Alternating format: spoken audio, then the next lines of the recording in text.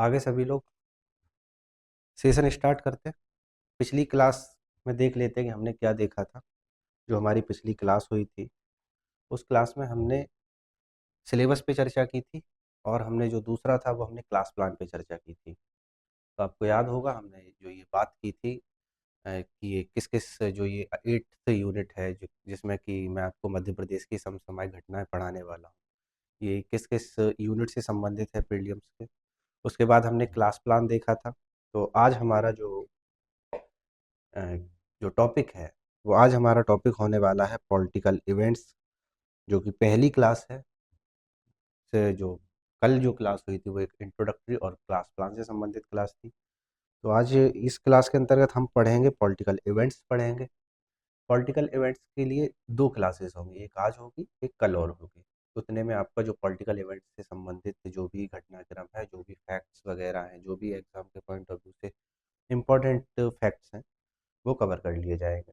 तो आज हम जो बात करने वाले हैं वो लोकसभा चुनाव 2024 की बात करेंगे। लोकसभा चुनाव में मध्य प्रदेश की स्थिति क्या है? राज्यसभा में मध्य प्रदेश की स्थिति क्या है? केंद्रीय मंत्रिमंडल में मध्य प्रदेश की के कौन-कौन से सदस्य हैं जो मध्य प्रदेश से चुन के गए हैं, जिनको स्थान दिया गया है केंद्रीय मंत्रिमंडल। फिर उसके बाद हम देखेंगे मध्य प्रदेश का विधानसभा चुनाव, जो 2023 में हुआ है।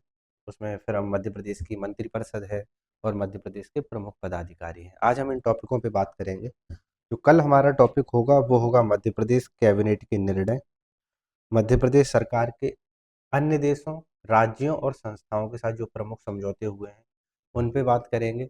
और इसके साथ ही हम देखेंगे प्रमुख अधिनियम जो पिछले 1 डेढ़ साल के अंतर्गत जो अधिनियम सरकार लेके आई है मध्य प्रदेश सरकार, उन पे बात करेंगे। नए ज़िले हैं जिनका निर्माण हुआ है, तहसीलें हैं जो बनाई गई हैं और कुछ प्रस्तावित नवीन ज़िले हैं और कुछ तहसीलें हैं, उनसे संबंधित भी हम फैक्ट देखेंगे, जो कि इम्पोर्टेंट है एग्ज़ाम के लिए। तो स्टार्ट करते हैं क्लास। सभी लोग आ चुके हैं, ऑनलाइन भी सभी लोग आ चुके हैं और आप तो सभी आ ही गए होंगे, बाकी आते रहेंगे। चलिए क्लास स्टार्ट करें। तो आज हमारा जो क्लास है वो है लोकसभा चुनाव 2024। सबसे पहला जो टॉपिक है आज की क्लास में वो है लोकसभा चुनाव 2024। जो लोकसभा के 2024 के चुनाव हैं ये लोकसभा की 18वीं लोकसभा के लिए हुए। जो 18वीं लोकसभा जिसका निर्वाचन हुआ है उसके लिए चुनाव हुए हैं।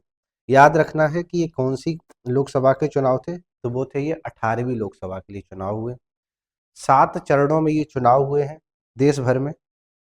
पूरे देश में 7 चरणों में चुनाव हुए और ये जो चुनाव थे वो 19 अप्रैल से लेकर के 1 जून 2024 के बीच में चले हैं। चुनाव के जो परिणाम है वो 4 जून 2024 को घोषित किए गए।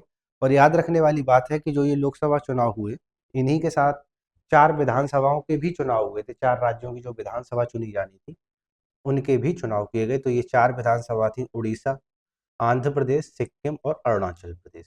ठीक है? ये फैक्ट तो नहीं पूछे जाएँगे। हाँ, इतना याद रखना है कि जो 18वीं लोकसभा है ना, कि कौन-सी लोकसभा के ये चुनाव हुए 2024 में, तो 18वीं लोकसभा के चुनाव हुए हैं। और दूसरा ये है कितने चरणों में चुनाव हुए हैं। तो इससे संबंधित एक फैक्ट और याद कर लीजिए कि एमपी में जो लोकसभा के चुनाव हुए, एमपी के अंतर्गत जो लोकसभा चुनाव चल रहे थे उसी में जो एमपी के अंतर्गत हुए, तो वो 4 चरणों में हुए थे। ठीक है? जो ये 7 चरणों में चुनाव हुए ना, 7 चरणों, इन्हीं 7 में से 4 चरणों में एमपी में भी इलेक्शन हुआ था। चलिए नेक्स्ट चलते हैं। 18वीं लोकसभा के संबंधित कुछ फैक्ट्स हैं, उनको देख लेते हैं, जो कि एक टेबल क्रम में मैं लेके आया हूँ आपके सामने। जैसा कि मैंने बताया लोकसभा चुनाव का जो क्रम है वो कौन सा है, 18वां लोकसभा है। ठीक है? 7 चरणों में चुनाव हुए, 19 अप्रैल से 1 जून 2024 के बीच में हुए। 4 जून को इनका परिणाम जारी किया गया। ठीक है? चुनाव आयोग की जो टैगलाइन थी ये इंपॉर्टेंट है, याद रखना है। चुनाव पर चर्चा और देश का गर्व, ये टैगलाइन थी। चुनाव आयोग की जो टैगलाइन रखी गई है वो है चुनाव पर चर्चा, देश का गर्व। नेक्स्ट है राष्ट्रीय आइकॉन। चुनाव आयोग ने जो चुनाव हुए 18वीं लोकसभा के, उसके लिए राष्ट्रीय आइकॉन किसे चुना है, तो वो है सचिन तेंदुलकर को राष्ट्रीय आइकॉन चुना है। युवा आइकॉन किसको चुना गया है, वो है आयुष्मान खुराना। और दिव्यांग जो आइकन है उन्हें चुना गया है शीतल देवी को। याद रखना है ये पैरा पैरा ओलंपिक में मेडलिस्ट रही हैं ये। शीतल देवी। तो इम्पोर्टेंट है, सबसे ज़्यादा इम्पोर्टेंट यही है कि दिव्यांग आइकन कौन है, वो है शीतल देवी, याद रखना है। 543 सीटों के लिए चुनाव हुए थे लोकसभा के, जिसमें राज्य की 524 सीटें और केंद्र शासित जो प्रदेश है उसके अंतर्गत 19 सीटों पे चुनाव हुए। पूर्ण बहुमत के लिए 272 सीटें चाहिए थी जिसको भी सरकार बनानी थी। तो जो सबसे बड़ा दल जो विजयी होके आया है, जो गठबंधन था, वो एनडीए गठबंधन था जिसको सीटें मिली। और सबसे बड़ी अगर हम पार्टी की बात करें तो वो सबसे बड़ी जो पार्टी रही वो भारतीय जनता पार्टी बीजेपी रही है जिसको 240 सीटें मिली। सेकंड जो लार्जेस्ट पार्टी बनी है लोकसभा में वो है कांग्रेस जिसको 99 सीटें मिली। उसके बाद और भी सारी पार्टियां जिनको मिली, जैसे समाजवादी पार्टी है, टीएमसी है, आरजेडी है, जेडीयू है, तो इनको भी मिले हैं। बीजू जनता दल होगी, इन पार्टियों को भी थोड़ी थोड़ी सीटें मिली हैं। समाजवादी पार्टी को कुछ 30 से ज़्यादा सीटें मिली हैं। ठीक है, तो ये नहीं पूछा जाएगा कि किसको कितनी सीटें मिली हैं। याद रखना है कि 543 सीटों पे चुनाव हुए और जो कुल मतदान प्रतिशत हुआ है वो 65.79% वोटिंग हुई है। 65.79, ये इंपॉर्टेंट है। जो कुल मतदान प्रतिशत हुआ है वो 65% से अधिक हुआ है। और चुनाव आयोग के द्वारा जो ऐप जारी किए गए हैं उनमें BHA, सी विजिल, KYC और जो पोर्टल जारी किया गया इन लोकसभा चुनाव के दौरान वो था सुविधा सुविधा पोर्टल जारी किया गया। तो ये जो चुनाव आयोग द्वारा जारी ऐप है इनको ध्यान रखना है, और जो पोर्टल है इसको ध्यान में रखना है। प्रोटेम स्पीकर जो है वो भर्तृहरि मेहताब को चुना गया था इन एग्जाम इन जो लोकसभा चुनाव थे उसके बाद। नेक्स्ट है चुनी गई जो महिला सांसद है, इस बार जो 543 सांसद जो चुने गए हैं उनमें से 74 महिला सांसद चुने गए हैं। और पहली बार जो चुनकर आए हैं सांसद, ऐसे सांसद जो इससे पहले कभी सांसद नहीं रहे हैं, वो 280 सांसद हैं, मेंबर ऑफ पार्लियामेंट हैं। सर्वाधिक जो मतदान है वो लक्षद्वीप में देखा गया है, 84%, इम्पोर्टेंट है। और जो न्यूनतम मतदान हुआ है वो बिहार में हुआ है, 56%। ठीक है, सबसे अधिक जो नोटा के वोट मिले हैं वो इंदौर में मिले हैं, 2.18।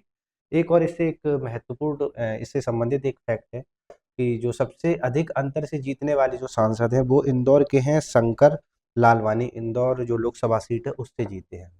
हुआ ये था कि इनके जो अपोनेंट थे, वैसे तो बहुत सारे अपोनेंट थे, लेकिन जो मेन कैंडिडेट थे वो थे कांग्रेस के, जिनका नॉमिनेशन रिजेक्ट हो गया था। तो उसके बाद दो फैक्ट ये निकल के आए कि इनको वोट ज़्यादा मिले, मतलब वोटों से जीते, जो थर्ड पे था उसको कम वोट मिले।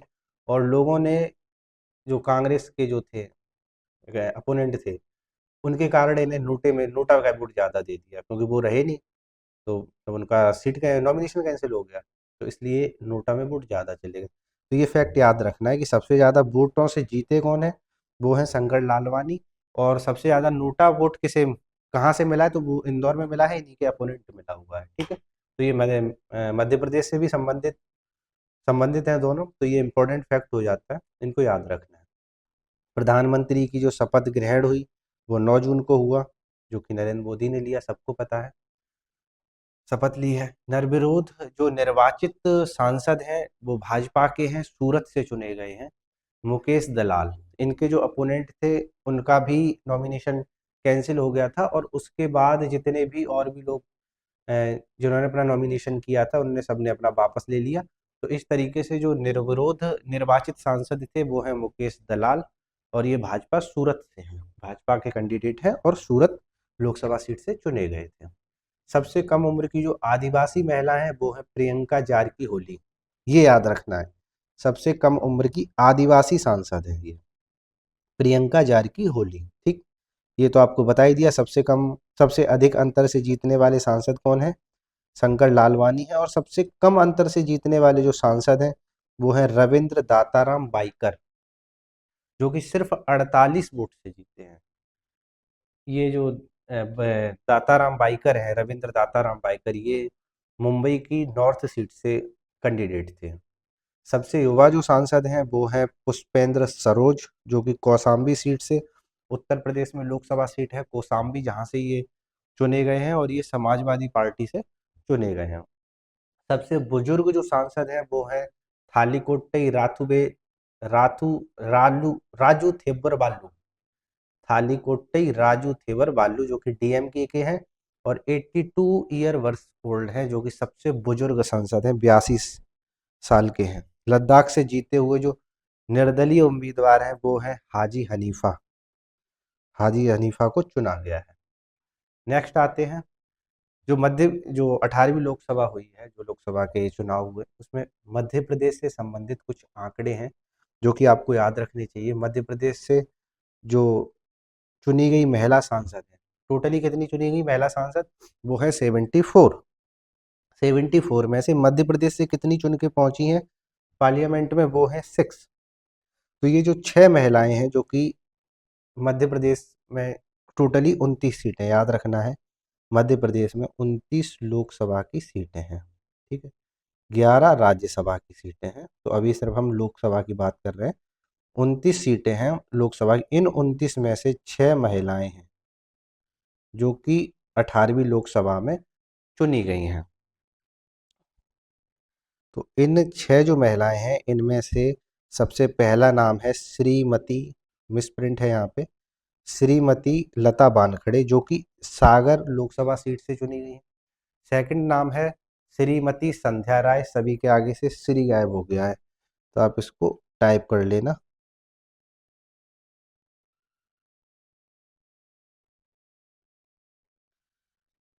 तो पहला नाम है श्रीमती लता बानखड़े जो कि सागर से है, सागर लोकसभा सीट से है। सेकंड नाम है श्रीमती संध्या राय का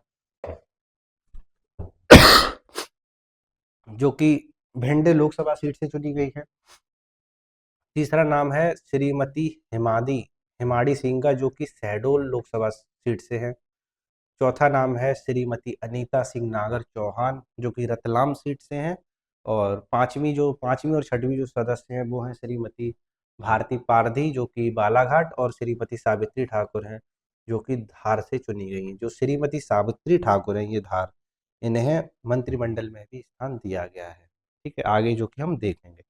मध्य प्रदेश में जो लोकसभा चुनाव हुए, पहले चरण में सुहागपुर विधानसभा क्षेत्र के मतदान केंद्र पे 100% मतदान हुआ है। मध्य प्रदेश में जो लोकसभा के चुनाव हुए 18वीं, उसमें जो पहला चरण था सुहागपुर विधानसभा क्षेत्र में हुआ, जहाँ पे 100% मतदान हुआ है।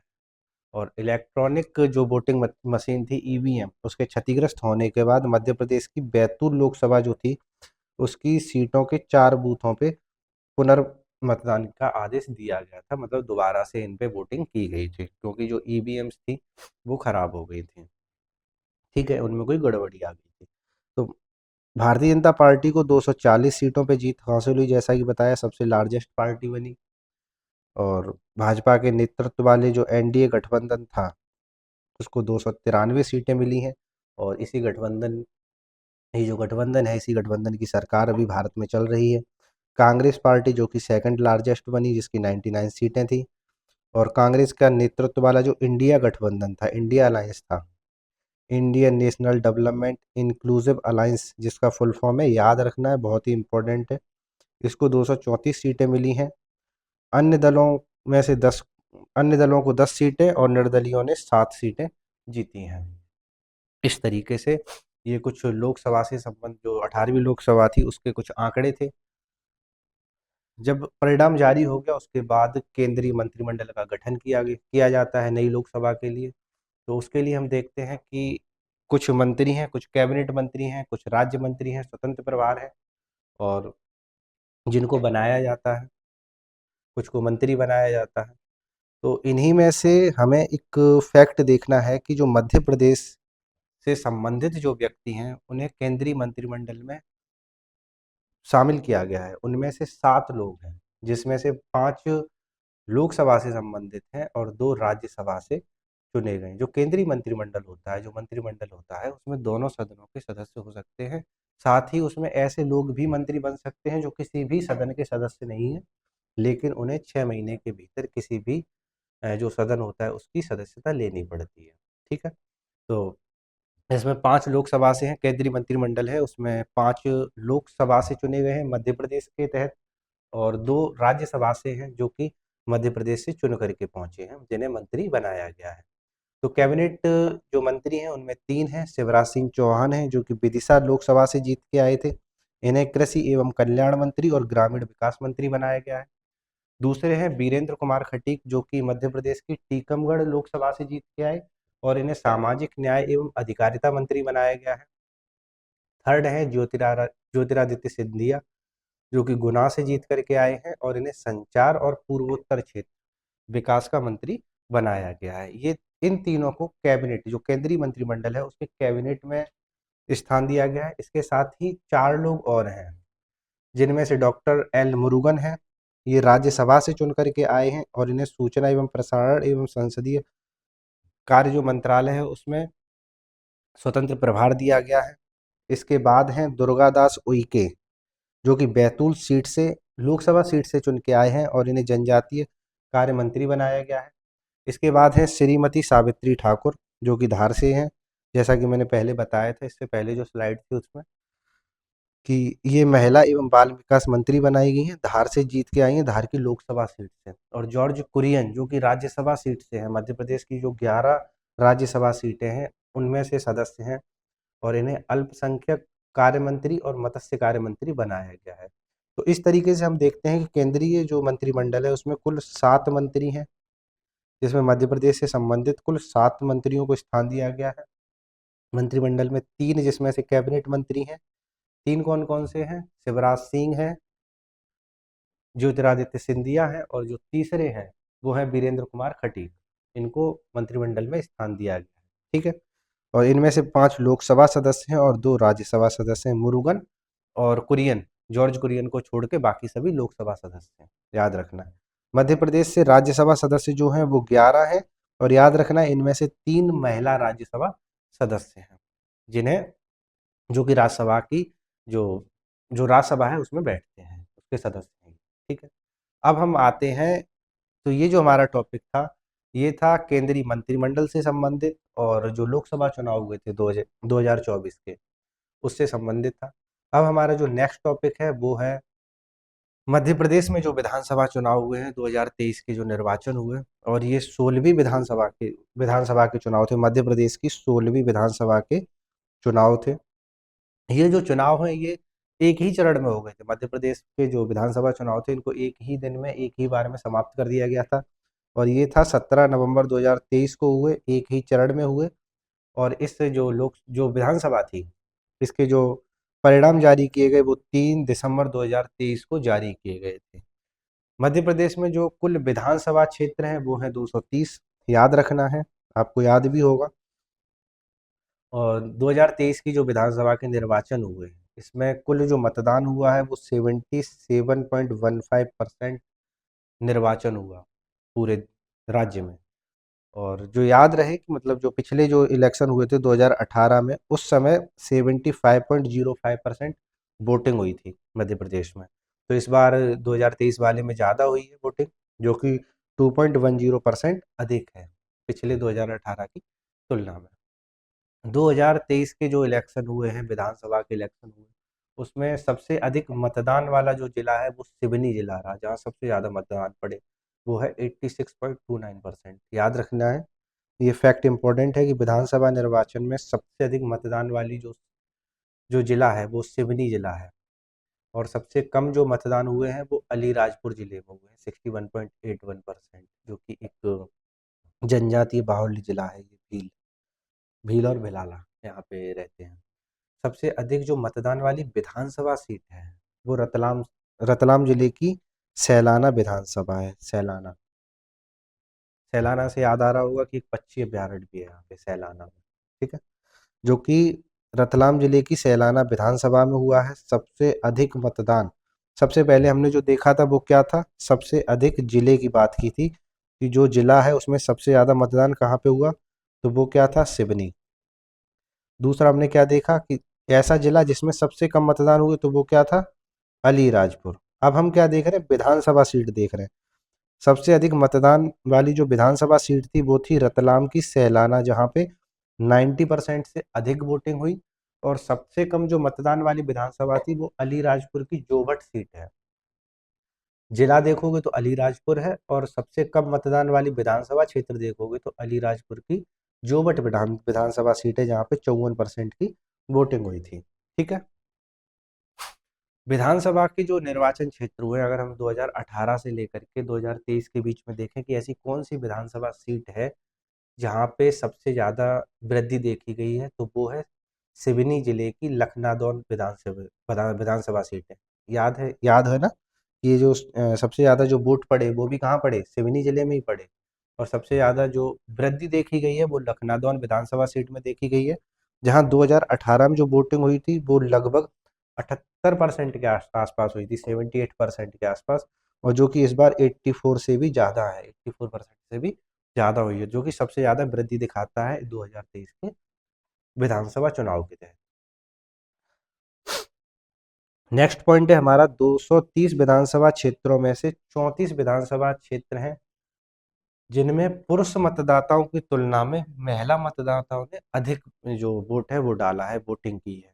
230 में से, जो कि 230 यहाँ के विधानसभा क्षेत्र हैं, उसमें 34 विधानसभा क्षेत्र ऐसे हैं जहाँ पुरुषों की अपेक्षा महिलाओं ने अधिक मतदान किया है। और जो सबसे ज़्यादा अंतर है पुरुष और महिलाओं के मत प्रतिशत में, जो सबसे ज़्यादा अंतर रहा है, जहाँ पे महिलाओं ने सबसे अधिक वोट डाला है, वो है सीधी जिले की सिंहावल विधानसभा। यहाँ पे पुरुषों की तुलना में लगभग 12%, 11.91%, लगभग 12% के आसपास अधिक वोटिंग की है महिलाओं ने। ठीक है। ये फैक्ट याद रखने हैं, इंपॉर्टेंट फैक्ट है, एग्जाम के लिए पूछे जा सकते हैं। नेक्स्ट है मंत्रिमंडल। जो विधानसभा के चुनाव हुए उस पर हमने बात कर ली। अब मध्य प्रदेश का जो मंत्रिपरिषद है हम उस पर बात कर लेते हैं। यहाँ पे एक पूरी लिस्ट दी गई है, ये आपको टेलीग्राम पे मिल जाएगी, आपको इसकी जो पीडीएफ है इस क्लास की टेलीग्राम चैनल पे मिल जाएगी, और टेलीग्राम की जो लिंक है वो डिस्क्रिप्शन में मिल जाएगी यूट्यूब चैनल पे। बाकी आप लोगों को तो पता ही है सभी, तो वहाँ से आप इसको डाउनलोड कर सकते हैं। बाकी ऑफलाइन वालों को बाहर से प्रिंट मिल जाएगा, ठीक है, जाते वक्त लेके जाना। तो नेक्स्ट है हमारी कि मध्य प्रदेश की जो 16वीं विधानसभा के चुनाव हुए, इन विधानसभा में 27 महिलाएं चुनी गई। टोटली कितने सीट है विधानसभा की? सीटें 230।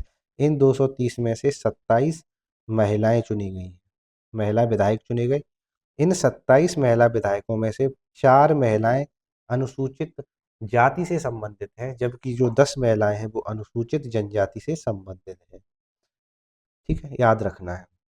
और जो ये महिलाएं चुनी गई हैं, इनमें से 5 महिलाओं को मंत्रिपरिषद में भी शामिल किया गया है। जो मध्य प्रदेश की जो मध्य प्रदेश की जो मंत्रिपरिषद गठित की गई है उसमें चुने गए हैं।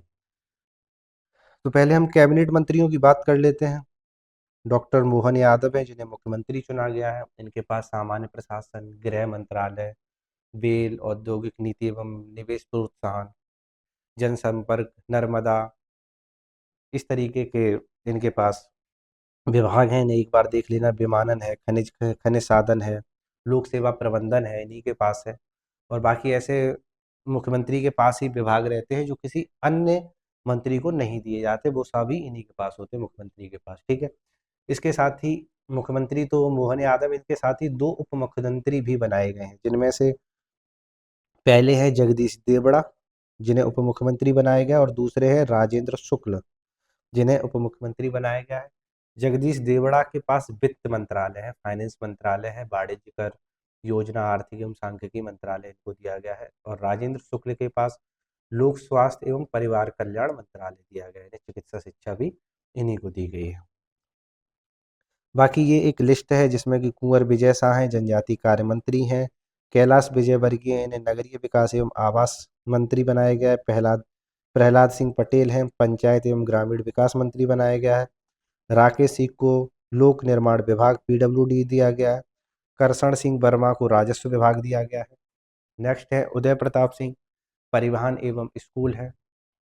श्रीमती संपतिया उइके, ये हैं श्रीमती संपतिया उइके हैं, जो कि 5 महिला विधायक हैं जिन्हें कि मंत्रिमंडल में शामिल किया गया, उन्हीं में से एक है। तो इन पांचों के नाम याद रखने हैं, जो ये 5 महिला विधायक हैं जिन्हें मंत्रिपरिषद में शामिल किया गया, इन पांचों के नाम जरूर याद रखने हैं। उनमें पहला नाम है श्रीमती संपतिया उइके, जिन्हें लोक स्वास्थ्य यांत्रिकी विभाग दिया गया है। सेकंड नाम है सुश्री निर्मला भूरिया, जिन्हें महिला एवं बाल विकास मंत्रालय दिया गया है। थर्ड नाम है श्रीमती कृष्णा गौर का, जो कि राज्य मंत्री हैं, स्वतंत्र प्रभार है, इन्हें पिछड़ा वर्ग एवं अल्पसंख्यक कल्याण, विमुक्त घुमंतु और अर्ध घुमंतु कल्याण मंत्रालय दिया गया है। इस मंत्रालय के बारे में आपने यूनिट 10 में पढ़ा होगा, जनजातीय जो यूनिट है, जनजातियों से संबंधित जो यूनिट है 10th, उसमें आपने इनके बारे में, इस विभाग के बारे में पढ़ा होगा। ठीक है।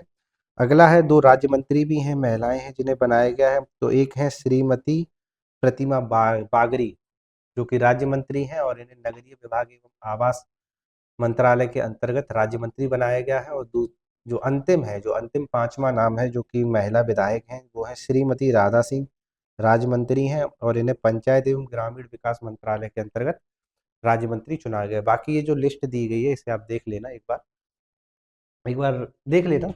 बाकी एग्जाम में पूछा तो नहीं जाएगा, लेकिन फिर भी इम्पोर्टेंट है जिसे आप देख सकते हैं। नेक्स्ट आते हैं मध्य प्रदेश के प्रमुख पदाधिकारी। जो नेक्स्ट टॉपिक है वो है मध्य प्रदेश के प्रमुख पदाधिकारी। तो इसमें सबसे पहले है कि माननीय राज्यपाल कौन है अभी मध्य प्रदेश के, वो है मंगू भाई छगन भाई पटेल। इनका जो संबंध है वो है गुजरात राज्य से है। और ये मध्य प्रदेश के तीसरे राज्यपाल हैं जिन्होंने शपथ ली है। मध्य प्रदेश में के जो राज्यपाल है उसमें तीसरे नंबर के राज्यपाल हैं। और ये व्यक्तिगत आधार पे अगर देखा जाए तो ये 23वें व्यक्ति हैं। ठीक है, क्योंकि कुछ ऐसे भी राज्यपाल हैं जिन्होंने डबल डबल बार शपथ ली हुई है। ठीक है, तो ये शपथ लेने के क्रम में कौन से नंबर के हैं, 30वें नंबर के राज्यपाल हैं, ये याद रखना है आपको, बहुत ही इंपॉर्टेंट पॉइंट है। 16वीं विधानसभा के जो प्रोटेम स्पीकर चुने गए वो थे गोपाल भार्गव। ये विधानसभा सीट है रहेली, जो कि सागर जिले की रहेली विधानसभा सीट है, वहां से निर्वाचित होकर के आए थे। और ये सबसे ज़्यादा बार, या कहें कि मध्य प्रदेश में सबसे ज़्यादा बार चुने गए विधायक हैं। ये 9वीं बार चुन करके आए हैं, मतलब विधानसभा में 9वीं बार पहुंचे हैं विधायक बन करके। तो इन्हें प्रोटेम स्पीकर चुना गया था गोपाल भार्गव को। बहुत ही इंपॉर्टेंट पॉइंट है ये गोपाल भार्गव। विधानसभा के अध्यक्ष जो हैं वो है नरेंद्र सिंह तोमर। ये विधानसभा सीट दिमनी, जो कि मुरैना जिले की दिमनी विधानसभा सीट है, वहां से चुने गए हैं, याद रखना है। मुख्यमंत्री तो याद ही है, डॉक्टर मोहन यादव है। ये व्यक्तिगत तौर पे अगर देखा जाए तो 19वें हैं और शपथ ग्रहण के मामले में 33वें मुख्यमंत्री हैं। ये उज्जैन की दक्षिण सीट से चुन करके पहुंचे हैं। दो उप मुख्यमंत्री, जैसा कि पिछले स्लाइड में मैंने आपको बताया था, एक जगदीश देवड़ा है, दूसरे हैं राजेंद्र शुक्ला। जो जगदीश देवड़ा है ये मंदसौर की मल्हारगढ़ जो सीट है, विधानसभा सीट है, वहां से चुन के आए हैं। राजेंद्र शुक्ला है वो रीवा सीट से चुन करके आए हैं, रीवा की विधानसभा सीट से। नेता प्रतिपक्ष इंपॉर्टेंट है, नेता प्रतिपक्ष कौन है, वो है उमंग सिंघार, जो कि धार जिले की गंदबानी विधानसभा सीट से चुन के आए हैं। नेक्स्ट नाम है जो उपनेता है, नेता प्रतिपक्ष उपनेता, उपनेता प्रतिपक्ष, वो है हेमंत कटारे और ये अटेर सीट से हैं। जो भिंड जिले की अटेर सीट है, यहाँ पे एक अटेर का किला भी है, सुंदर किला है, जाके देख सकते हो जब भी देखना चाहो। घूम के आना चाहिए सभी को और देखना चाहिए, पर्यटन को बढ़ावा मिलेगा इस तरीके से। चलिए नेक्स्ट है मुख्य न्यायाधीश। मध्य प्रदेश के जो अभी मुख्य न्यायाधीश हैं वो है संजीव सचदेवा, जो कि 29वें मुख्यमंत्री हैं। इससे पहले जो मुख्य न्यायाधीश हैं, इससे पहले जो मुख्य न्यायाधीश थे वो 28वें थे, सुरेश कुमार कैत। इन दोनों को याद रखना है। कभी कभी ऐसा होता है ना एग्जाम में कि पेपर पहले बन गया, मान लीजिए कुछ समय पहले बन गया और जो व्यक्ति था वो हट के कोई दूसरा व्यक्ति आ गया। तो एग्जाम में कभी कभी पूछ लेते हैं कि 28वां मुख्य न्यायाधीश कौन है, 29वां कौन है। तो ये क्रम आपको याद होने चाहिए एग्जाम के लिए। ठीक है। नेक्स्ट है ये जो न्यायमूर्ति संजीव सचदेव हैं, ये मध्य प्रदेश हाई कोर्ट है उसके मुख्य न्यायाधीश हैं, 29वें मुख्य न्यायाधीश हैं। और इससे पहले जो थे वो थे 28वें मुख्य न्यायाधीश थे, सुरेश कुमार कैत।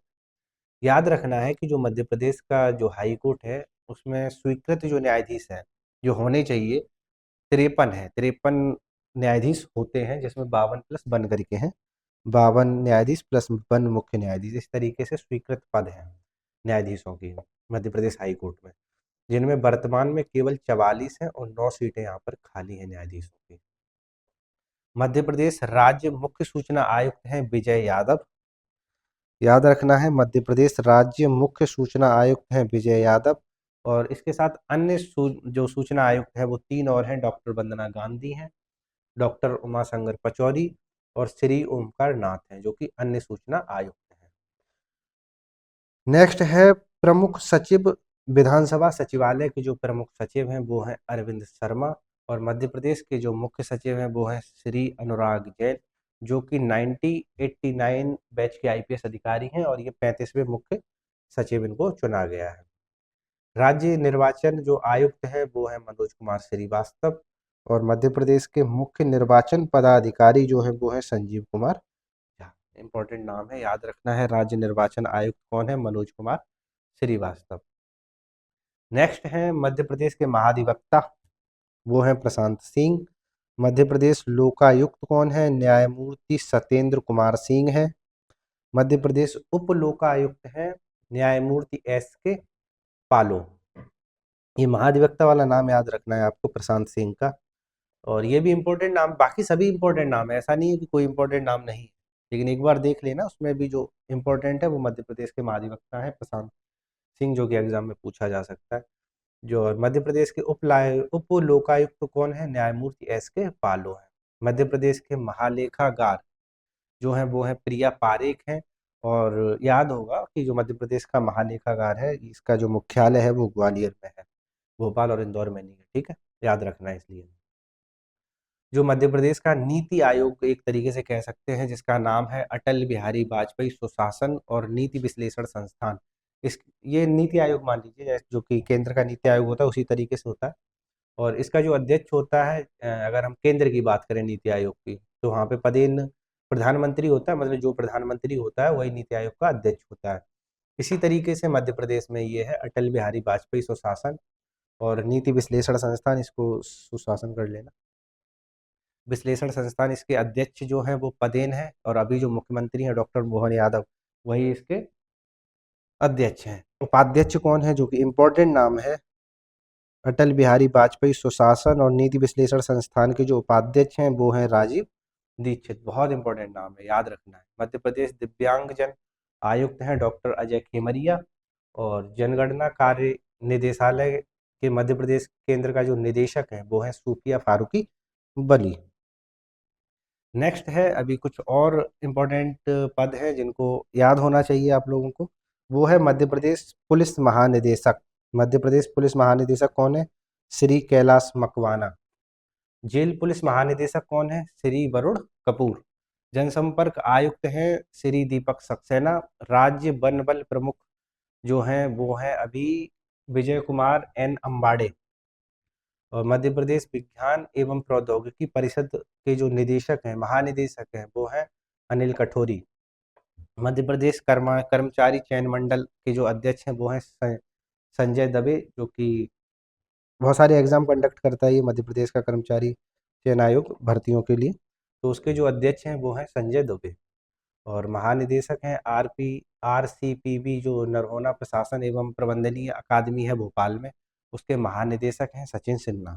ये कुछ नाम थे, कुछ पदाधिकारी थे जिनको आपको याद होना चाहिए। तो आज के लिए इतना ही है। बाकी जितने भी आपको फैक्ट बताए गए हैं, ये फैक्ट आपको याद होने चाहिए, ठीक है। और अब जो कल की क्लास होगी उसके लिए हम बात कर लेते हैं। जो कल हमारी क्लास होगी वो होगी मध्य प्रदेश कैबिनेट निर्णय पे हम बात करेंगे, जो कि मेंस और एग्ज़ाम के पॉइंट ऑफ व्यू से बहुत ही इंपॉर्टेंट क्लास होने वाली है कल। कल की जो क्लास रहेगी वहाँ से कम 1 से 2 क्वेश्चन आने की उम्मीद है। तो आपको याद रखना है कल प्रमुख अधिनियम और मध्य प्रदेश के कैबिनेट निर्णय, इन दोनों से क्वेश्चन आएगा, आ सकता है। और ये जो कल की क्लास है ये मध्य प्रदेश के जो मेंस होगा, जो मेंस एग्ज़ाम आने वाले हैं, या जो 2026 का मेंस एग्ज़ाम होगा, उसके पॉइंट ऑफ व्यू से बहुत ही इंपॉर्टेंट क्लास होने वाली है। नेक्स्ट इस क्लास में हम कल पढ़ेंगे नवीन जिले तहसीलों का निर्माण देख लेंगे, प्रस्तावित नवीन जिले और तहसील देख लेंगे। इसके साथ ही आपका जो पॉलिटिकल इवेंट्स वाला, जो राजनीतिक घटनाक्रम वाला जो सेशन था, वो कल ख़त्म हो जाएगा। किसी को कोई क्वेश्चन पूछना हो, कोई किसी की क्वेरी हो तो पूछ सकता है। बाकी आज के लिए क्लास यहीं तक है। समाप्त करते हैं आज की क्लास। किसी कुछ पूछना?